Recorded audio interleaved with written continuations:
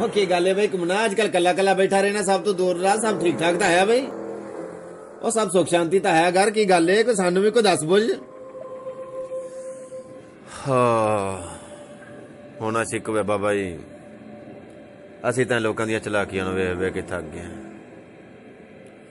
ਲੋਕ ਸਮਝਦੇ ਨੇ ਕਿ ਸਾਨੂੰ ਉਹਨਾਂ ਦੀਆਂ ਚਲਾਕੀਆਂ ਦੀ ਸਮਝ ਨਹੀਂ ਆਉਂਦੀ ਸੱਚੀ ਗੱਲ ਤਾਂ ਹੈ ਬਾਬਾ ਜੀ ਅਸੀਂ ਉਹਨਾਂ ਦਾ ਮਾਨ ਤਰੋੜਨਾ ਨੂੰ ਚਾਹੁੰਦੇ ਹਾਂ ਕਈ ਵਾਰੀ ਲੋਕਾਂ ਦੀਆਂ ਡਰਾਮੇਬਾਜ਼ੀਆਂ ਨੂੰ ਵੇਖ ਕੇ ਬਾਬਾ ਜੀ ਅਸਾਂ ਚੁੱਪ ਵੱਟ ਜਾਂਦੇ ਹਾਂ ਤਾਂ ਇਸੇ ਚੁੱਪ ਦਾ ਲੋਕ ਨਾਜਾਇਜ਼ ਫਾਇਦਾ ਚੱਕੀ ਜਾਂਦੇ ਨੇ ਉਹ ਭੋਲਿਆ ਪੰਛੀਆ ਤੈਨੂੰ ਕਿੰਨੀ ਵਾਰੀ ਆਖਿਆ ਜਿਸ ਤਰ੍ਹਾਂ ਸਾਰੇ ਕਰੀਦਾ ਤੂੰ ਵੀ ਉਸ ਤਰ੍ਹਾਂ ਕਰੀ ਜਾ ਤੂੰ ਵੀ ਦੁਨੀਆ ਦੇ ਨਾਲ ਚੱਲਣਾ ਸਿੱਖ ਉਹ ਤੂੰ ਛੋਟਾ ਤਾਂ ਨਹੀਂ ਹੈ ਜਿਸ ਤਰ੍ਹਾਂ ਸਾਰੇ ਕਰਦੇ ਨੇ ਤੂੰ ਵੀ ਉਸ ਤਰ੍ਹਾਂ ਕਰੀ ਜਾ ਹਾਂ ਤੁਸੀਂ ਆਪਣੇ ਥਾਂ ਠੀਕ ਕਹਿ ਰਹੇ ਹੋ ਬਾਬਾ ਜੀ ਲੇਕਿਨ ਮੈਂ ਸੋਚਣਾ ਕਿ ਜਿਸ ਤਰ੍ਹਾਂ ਸਾਰੇ ਕਰੀ ਜਾਂਦੇ ਨੇ ਜੇ ਮੈਂ ਵੀ ਉਸ ਤਰ੍ਹਾਂ ਕਰਾਂ ਤੇ ਬਾਬਾ ਜੀ ਲੋਕਾਂ 'ਚ ਤੇ ਮੇਰੇ 'ਚ ਫਰਕ ਕਿਹੜਾ ਰਹਿ ਜਾਵੇਗਾ